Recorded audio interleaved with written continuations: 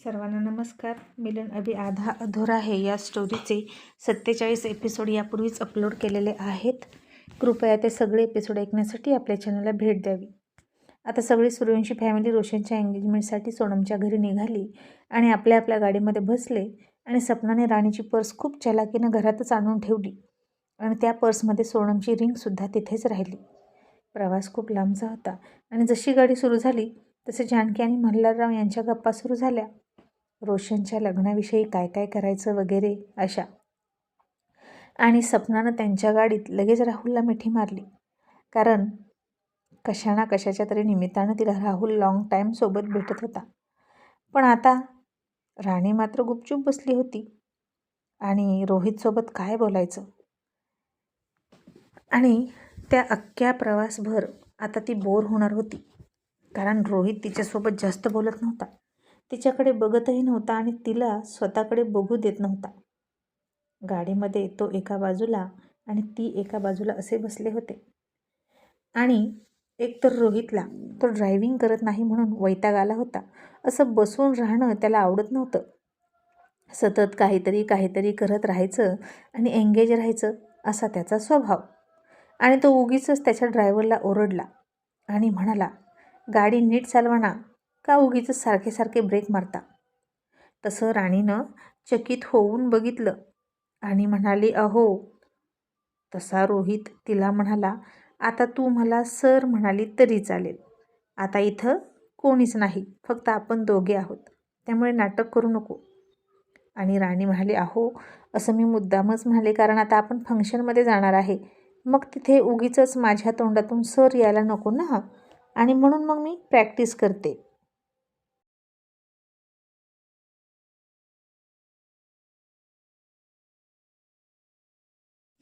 आणि आता रोहित गप्प बसला आणि राणी म्हणाली, अहो तुमचं काही प्रॉब्लेम आहे का, तुम्ही लोकांमध्ये खोट का काढताय.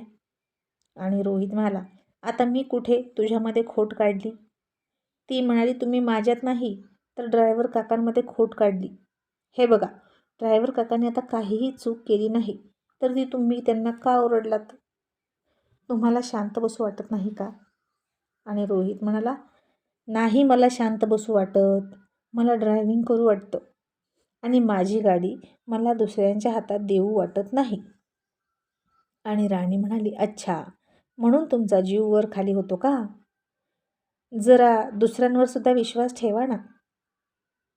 आणि सर तुम्ही किती पॉझिटिव्ह असता हो तुमच्या गोष्टींसाठी. आणि तुम्ही खरंच ही गाडी विकून टाकणार का. मग काय करणार गाडी विकून. रोहित म्हणाला, विमान घेणार. आणि राणी चकित होऊन म्हणाली, काय विमान घेणार, खरंच असं कराल तुम्ही. आणि मग ते विमान उतरवणार कुठं. रोहित म्हणाला, आपल्या घरावर. आता गप्प बसतेस का, गाडी विकून गाडीच घेणार ना. काहीही उगीच विचारते, मला गाडी चालवायची आहे, पण काय करू. बाबांनी सुद्धा ना काहीही अट घालून ठेवली कुणास ठाऊक. आणि त्यांचा शब्द मोडला आणि त्यांनी ड्रायव्हिंग करताना मला बघितलं तर नक्की ओरडतील.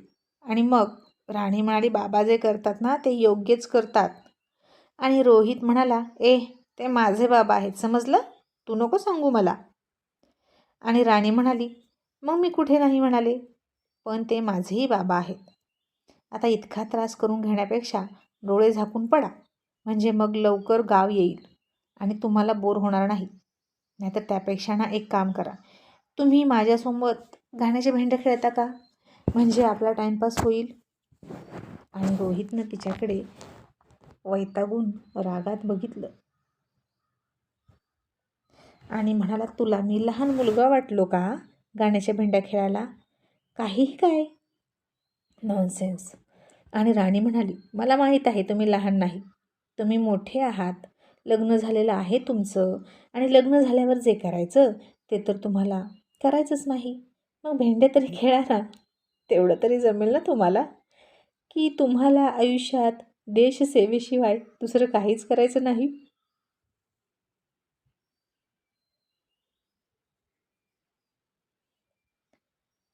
आणि रोहित म्हणाला, नको, मला ती गाणी म्हणायला नाही आवडत, त्यापेक्षा ना मी डोळे झाकून झोपतो. असं म्हणून त्यानं हाताची घडी घातली, गाडीतच पायावर पाय ठेवला आणि रुबाबात बसला आणि मान पाठीमागं टाकली आणि झोपला. आणि राणी म्हणाली, काय हट्टी माणूस आहे. आता हा एवढा प्रवास यांच्यासोबत करताना मला जर इतकं बोर होत असेल तर आयुष्यभराचा प्रवास मी कसा करणार आहे यांच्यासोबत. किती बोर होईल ना. आणि कसे बसलेत रुबाबात. आता खरं मालक शोभतात. आणि आता राणी त्याच्याकडे त्यानं डोळे झाकले म्हणून टक लावून बघत होती आणि मन भरून बघत होती. कारण तो जागा असताना त्याला बघणं तिला अलाउड नव्हतंच. आणि इतक्यात डोळे झाकून रोहित म्हणाला, राणी माझ्याकडे बघू नको, तूही डोळे झाकून ठेव. तसं राणीनं जीभ चावली आणि मागं सरकली. मग काही वेळ तसाच गेला आणि तिने पुन्हा डोळे उघडले. इतक्यात त्याच्या डोक्याचा एक छोटा केस त्याच्याच गालावर पडलेला तिला दिसला. राणी आता त्याला भनक लागू न देता हळूहळू त्याच्या गालाच्या दिशेनं तिचा चेहरा घेऊन गेली आणि बारीक बारीक बघत होती. तो केस उचलणार होती म्हणजे तिच्या हाताचा स्पर्शही त्याच्या गालाला न होता अलगद केस उचलायचा होता तिला तो. रोहित तसाच झोपलेला होता आणि त्याचा तो गोरा गोमटा राजबिंडा चेहरा बघून राणीला लाजही वाटायची आणि कधीकधी ती तिची नजर लाजून खाली झुकवायची. आणि आता ती तो केस काढण्यासाठी हात पुढे घेऊन गेली, तोंडही पुढे घेऊन गेली आणि इतक्या ड्रायव्हरनं खूप जोरात ब्रेक मारला. तशी राणी रोहितच्या अंगावर गेली आणि तिचे ओठ त्याच्या गालावर टेकले आणि रोहितच्या अंगावर ती पडली. तसा रोहित जागा झाला आणि ए तू काय करतेस. ड्रायव्हर काका तुम्ही ब्रेक का मारला. तुम्हाला काही कळतं की नाही. आणि रोहित आता चिडला होता आणि राणीला म्हणाला, तू इकडे का आलीस, कशी आलीस, सर मागे.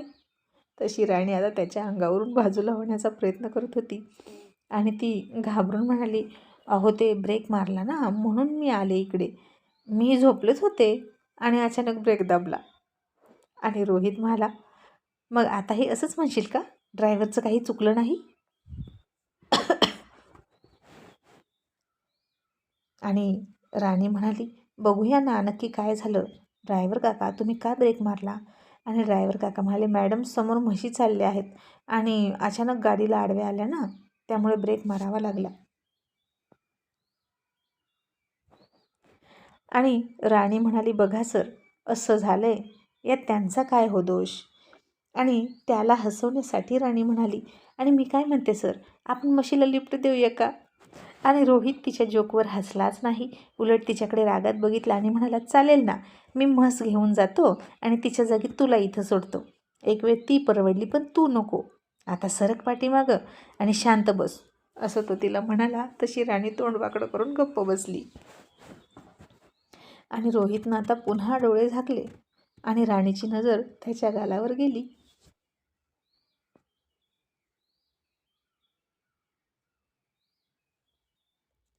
राणीची लिपस्टिक त्याच्या गालावर उमटली होती आणि अरे बापरे, आता याला हे कसं सांगायचं. आणि तिची लिपस्टिक याच्या गालावर कशी असं त्यानं विचारलं. आणि तू माझ्याजवळ आली होती असं जर विचारलं तर कच्चा भाजून खाईल हा माणूस मला.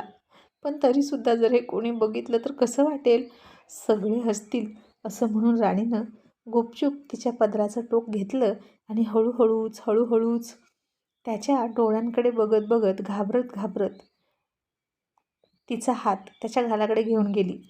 तसा पुन्हा रोहित हल्ला तसं तिने घाबरून हात मागे घेतला आणि मागे सरकून बसली आणि त्यालाच म्हणाली, सर ऐका ना, अहो ते तुमचा गाल. आणि रोहित म्हणाला, राणी शांत बस, माझ्या गालाकडे बघू नकोस, नाहीतर मी ड्रायव्हिंग करेल आणि तुला बसवीन मागं ड्रायव्हरसोबत. तशी राणी गप्पच बसली आणि काय व्हायचं ते होऊ दे, मला काय, असं म्हणाली. आणि आता सोनमच्या घरी सगळे पोहोचले आणि आपल्या आपल्या गाडीतून उतरले.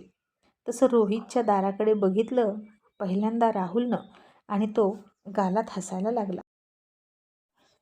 आता रोहितचं त्याच्याकडे लक्ष नव्हतं आणि राहुलनं खुणवलं रोशनला आणि रोशननं सुद्धा रोहितच्या गालाकडे बघितलं आणि तोंडाला लावून हसला. आणि आता सगळेच एकमेकांना खुणवत होते रोहितच्या गालाकडे बघा म्हणून. आणि मग रोशन राहुलला म्हणाला, ए राहुल दादा, तुला प्रवास बोर झाला का रे. आणि राहुल म्हणाला, नाही बाबा, अजिबात नाही. रोशन म्हणाला, मग तू काय केलंस टाईमपास म्हणून? आणि राहुल म्हणाला, आता काय करणार दुसरं, गप्पा मारत होतो. आणि रोशन रोहितला म्हणाला, आणि रोहित दादा, तू काय करत होता गाडीमध्ये? तुझा प्रवास खूपच मस्त आणि रोमॅन्टिक झालेला दिसतोय. तू खूप एन्जॉय केलं असं दिसतंय. आणि हा प्रवास कधीच संपू नये असं वाटलं का तुला? आणि रोहित तोंड वाकडं करत म्हणाला, डोंबलाचा चांगला प्रवास. काही एन्जॉय वगैरे केलं नाही. कंटाळून मी झोपलो होतो. आणि जानकी हसली आणि म्हणाली, दिसलं बरं दिसलं. तू झोपला होता ते आम्हाला दिसलं. आणि इतकाच जर बायकोवर प्रेम आहे तुझं, सारखं सारखं तिला ओरडतोस, कशाला रे? तुझं तिच्यावर खूप प्रेम आहे ना, मग कशाला ओरडतो? आणि राहुल म्हणाला, आई अगं ते ओरडायचं असतं फक्त आपल्याजवळ, पण एकांतात मात्र खूप प्रेम करतो रोहित तिच्यावर. होणारे रोहित?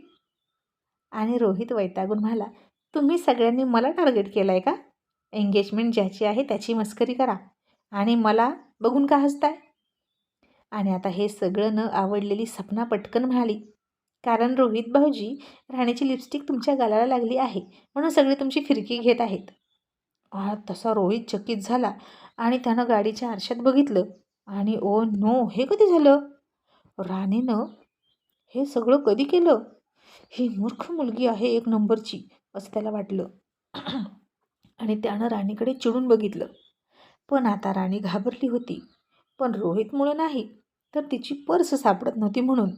आणि त्यानं ते सगळं पुसलं आणि राणीकडे गेला आणि म्हणाला, हा काय मूर्खपणा आहे? तुझ्या लिपस्टिकचा डाग माझ्या गालावर कसा?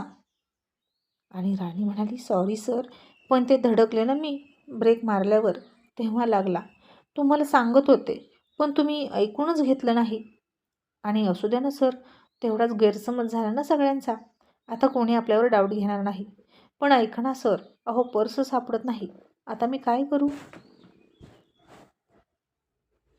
सर, त्यात अंगठी होती सोन्याची सोनमची. आता काय करायचं? आता आई मला ओरडतील, मी विश्वासाच्या लायकीची नाही असं म्हणतील. असं म्हणून राणी रडकुंडीला आली. आणि आता रोहितसुद्धा तिला ओरडला आणि म्हणाला, काय? तू चक्क पर्स घरी विसरून आली आणि त्यात अंगठी आहे? अगं मूर्ख आहेस का तू? साखरपुड्याची अंगठी तुझ्याकडे आणि तू पर्स तिकडे ठेवलीस? इतका वेंधळेपणा तू कसा करू शकते? खरंच आईचं खूप चुकलं तुझ्यावर विश्वास ठेवून. इतकी मोठी जबाबदारी तुला पेलवेल का याचा तिनं विचार केलाच नाही. इतकं महत्त्वाचं फंक्शन आणि तू अंगठी विसरली. राणी म्हणाली, नाही सर, मला आठवते मी ती पर्स गाडीमध्येच ठेवली होती आणि मग आता का सापडत नाही मला काहीच कळेना. कुठे गेली असेल ती पर्स? नक्की घरी आहे की चोरीला गेली काही कळायला मार्ग नाही. पण सर आता मी काय करू? मला खूप भीती वाटते असं म्हणून राणी रडकुंडीला आली. आणि आता रोहितला वाटत होतं की ही चांगली संधी आहे राणीला आईकडून ओरडा करायची. म्हणजे सगळेजण तिला बोलतील आणि कोणीच इथून पुढे तिच्यावर विश्वास ठेवणार नाही. राणीला घरच्यांपासून तोडण्याचा हा चांगला चान्स होता त्याच्याकडे आणि तो तिची मदत करणारच नव्हता. इतक्यात जानकी म्हणाली, राणी, रोहित, चला पटकन, आपण सगळे एकत्र आतमध्ये जायचं आहे. आणि राणीनं तिचे पाणावलेले डोळे पुसले आणि सगळ्यांमध्ये मिसळली. मग त्या सगळ्यांचं सोनमच्या घरच्यांनी स्वागत केलं आणि राणी घाबरत घाबरतच आतमध्ये गेली. आणि तिला घाबरलेली बघून सपना मात्र गालात हसायला लागली आणि आता साखरपुड्याची अंगठी मागितली की राणी आणखीन घाबरणार, रडणार आणि तिचा अपमान होणार. ती अंगठी देऊ शकणारच नाही. आणि आता आई तिला खूप खूप बोलणार आणि त्यांना नक्कीच वाटणार की ही अंगठी मी सपनाकडे दिली असती तर बरं झालं असतं. आणि इथून पुढे राणीवर कोणीच विश्वास ठेवणार नाही असा सपनाचा प्लॅन होता. मग आता सगळ्यांचा नाश्ता वगैरे झाला, पण राणी काही खात नाही आणि तिला खूप टेन्शन आलं होतं. इतकं सुंदर डेकोरेशन केलं होतं, खूप छान सेल्फी पॉईंटसुद्धा होते. सपना राहुलसोबत सेल्फी वगैरे काढत होती. राणीचं मात्र कुठेच लक्ष नव्हतं. आणि राणी पुन्हा रोहितकडे गेली आणि डोळ्यात पाणी आणून म्हणाली, सर सांगा ना मी काय करू? मला आई खूप ओरडतील. प्लीज माझी हेल्प करा. मला माहीत आहे तुम्हीच माझी हेल्प करू शकता.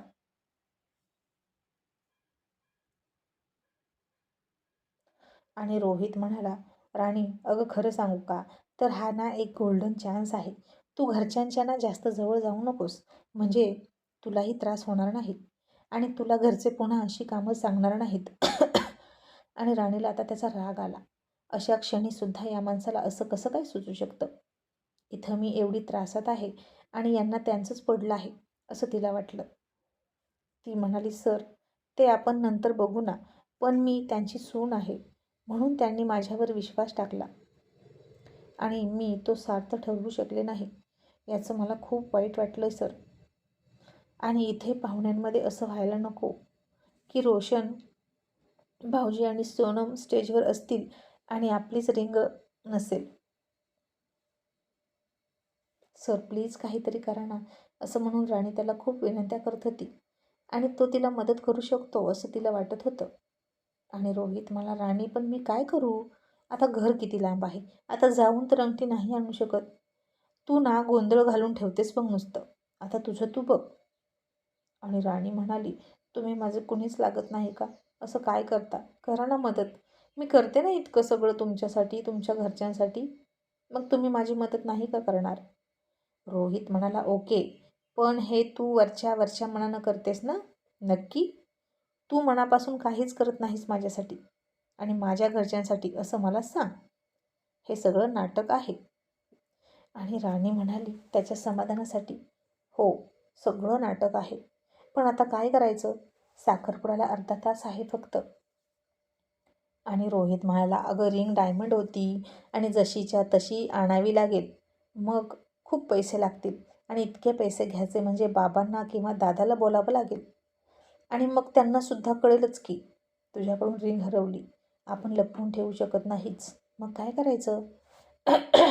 आणि राणीनं आता रडत रडतच तिच्या कानातलं काढलं सोन्याचं आणि त्याला देत म्हणाली, घ्या, पण सर काहीतरी करा. आता इथून कुठून तरी सोन्याच्या दुकानात जाऊन ती रिंग शोधून घेऊन या. आणि रोहितनं तिच्याकडे बघितलं. कानातनं काढल्यानंतर राणी अजिबात चांगली दिसत नव्हती, पण निर्दयी रोहित काहीच नाही बोलला. तसंच ते कानातलं घेतलं, खिशात टाकलं आणि उगीच इकडून तिकडून करत होता. राणीचा जीव मात्र तुटत होता. तो अजून दुकानात का नाही गेला असं तिला वाटत होतं आणि साखरपुड्याच्या आधी अंगठी आली पाहिजे, नाहीतर काही करणं नाही असं तिला वाटलं. आणि तिचा पडलेला चेहरा बघितला. तिच्या कानातलं सुद्धा नाही हे बघितलं आणि जानकी म्हणाली, राणी तुझ्या कानातलं कुठं गेलं? आणि राणी थाप मारत म्हणाली, आई एक कानातलं पडलं आहे, त्याचा स्क्रू ढिला झाला होता आणि मग दुसरंसुद्धा काढून ठेवलं मी. आणि जानकी म्हणाली, बरं ठीक आहे. आणि तिने तिच्या पर्समधलं राणीला कानातलं दिलं आणि म्हणाली, राणी आता ती अंगठी दे. तशी राणी घाबरली आणि गप्प बसली. आणि सपना म्हणाली, राणी अंगठी दे. अगं आता साखरपुड्याचा मुहूर्त आलाय जवळ, त्या अंगठ्या पुजायच्या असतात, पटकन दे. राणीनं आता रोहितकडे पाहिलं तर तो तिच्या नजरेसमोरून अजिबात दूर गेला नव्हता, म्हणजे त्यानं अंगठी आणलीच नव्हती. आणि राणी रडायलाच लागली. जानकी म्हणाली, अगं आता काय झालं? राणी रडतेस का?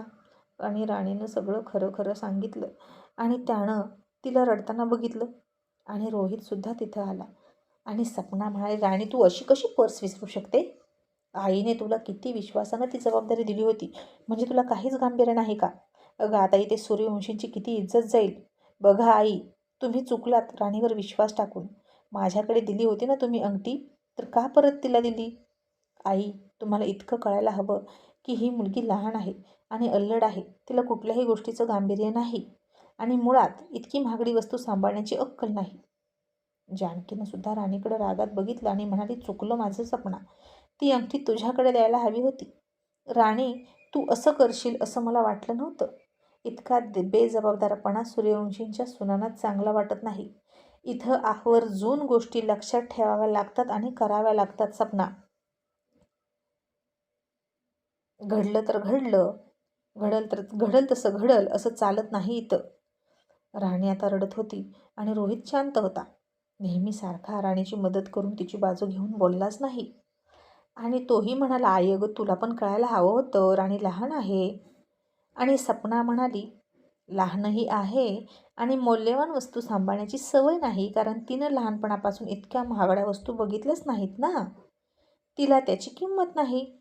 आणि आता कळलं का रोहित भाऊजी, लग्न नेहमी आपल्या बरोबरीच्या लोकांशी करायचं असतं. असं म्हणून सपनाने रोहितला टोमणा मारला. माझ्याशी लग्न नाही केलं याचा तिनं राग व्यक्त केला. आणि रोहितला सपनाचा राग आला. आणि राणी आणखीनच अपमान होऊन रडत होती. आणि राहुल आला आणि म्हणाला, आई अगं काय चाललंय, आपली अंगठी द्या ना, गुरुजी मागत आहेत.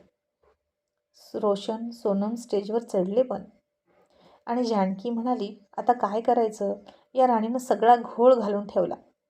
राणी, मी तुला कधीच माफ करणार नाही, या गोष्टीबद्दल लक्षात ठेव.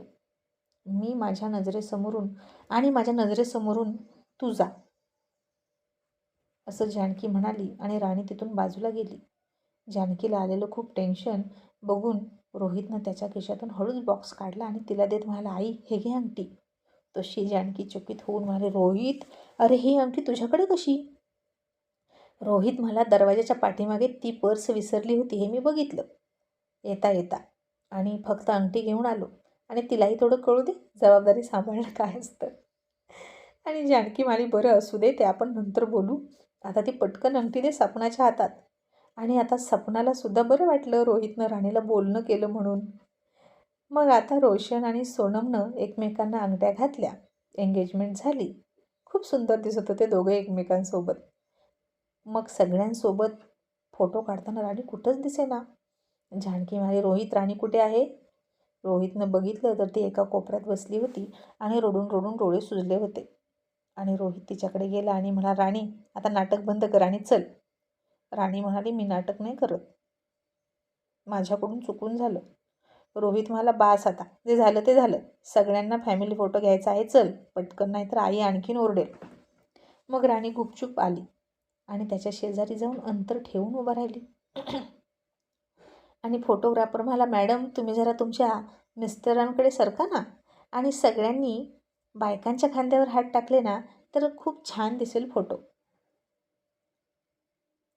आणि राणी नाराज आहे, ती फोटोतही हसत नाही हे बघून रोहित जोक मारत म्हणाला, पण कोणाच्या खांद्यावर हात टाकायचा हे पण सांगा, नाहीतर आम्ही दुसऱ्यांच्या बायकांच्या खांद्यावर हात टाकायचो आणि पंचायत व्हायची. तसे सगळे हसले आणि नाराज राणीसुद्धा हसली. आणि रोहितनं तिच्याकडे बघितलं, राणीनंही त्याच्याकडे बघितलं, दोघेही हसत होते. आणि फोटोग्राफरनं तसाच सुंदर फोटो घेतला. आणि राणीला कळलं की रोहितसुद्धा अशी मस्करी करतो, पण तो स्ट्रिक्टसुद्धा वागतो. आणि राणी रोहित सोनमला रोहित सोनमला भेटले आणि तिनं सोनमच्या हातात तीच अंगठी बघितली आणि चकितच झाली. आणि म्हणाली, आई अहो हीच ती अंगठी आहे, ही इथे कशी आली? आणि जानकी म्हणाली, रोहितनं आणली, चांगला नवरा असल्याचं कर्तव्य निभावतोय तो, आणि तू विसरलीस, तशी तूही लक्षात ठेव इथून पुढं. तसं राणीनं चकित होऊन त्याच्याकडे बघितलं आणि रोहित तिची नजर चुकवून हसून निघून गेला. आणि राणी मनात म्हणाली, किती बंडलबाज आहेत ना हे, मी इतकी रडत होती आणि यांनी मला एका शब्दानं सांगितलं नाही की ते अंगठी घेऊन आलेत. म्हणजे हे सगळं मुद्दाम केलं ना, मला ओरडा भेटावा म्हणून. आणि चांगला नवरा काय, मग आता चांगल्या नवऱ्याची सगळी कर्तव्य निभावा म्हणावं. मग आता पुन्हा सगळे परतीच्या प्रवासाला लागले. रस्त्यातच रात्र झाली आणि राणीची झोप लागली आणि तिनं रोहितच्या खांद्यावर मान टाकली. तसा रोहित दचकला आणि आता तिला कशी दूर करू अशा अडचणीत सापडून तो तिला हळूच म्हणाला, राणी अगं काय करतेस, मागे सरक, नीट झोप. आणि आता राणी आणखीन त्याच्याजवळ सरकली आणि त्याच्या हाताला तिच्या दोन्ही हाताने लाडात मिठी मारली, त्याच्या खांद्यावर मान ठेवली. आणि आता तिची छाती त्याच्या एका हाताला टच करत होती. आणि रोहितला घाम फुटायला सुरुवात झाली होती. ती बाजूला सरकत नव्हती आणि ती पूर्ण झोपेत आहे हे बघून त्यानं तिला तशीच झोपू दिली. आणि मग राणी गालात हसून मनात म्हणाली, आता पार पाडा चांगल्या नवऱ्याची कर्तव्य. मग आता तो झोपला नाही, तीही झोपेत आहे. आणि उगीचच झोपेत काही झालं तर म्हणून तो जागा राहिला. आणि तिचे हवेवर उडणारे केस त्याच्या चेहऱ्यावर येत होते आणि रोहित आता हळूवारपणे तिचे केस सावरत होता आणि तिच्या मानेला झटका बसू नये म्हणून त्यानं दुसऱ्या हाताने तिच्या गालावर हात ठेवला आणि त्यालाही झोप लागलीच. आणि खूप रोमॅन्टिक मोमेंट होती ती. पण ते सगळं फील करायला जागी नव्हती. तिची झोप लागली होती. आणि काही काळानंतर रोहितला जाग आली तर राणी आता त्याच्या मांडीवर डोकं ठेवून झोपली होती आणि पुन्हा त्याच्या छातीत तिच्या स्पर्शानं धडधड व्हायला सुरुवात झाली.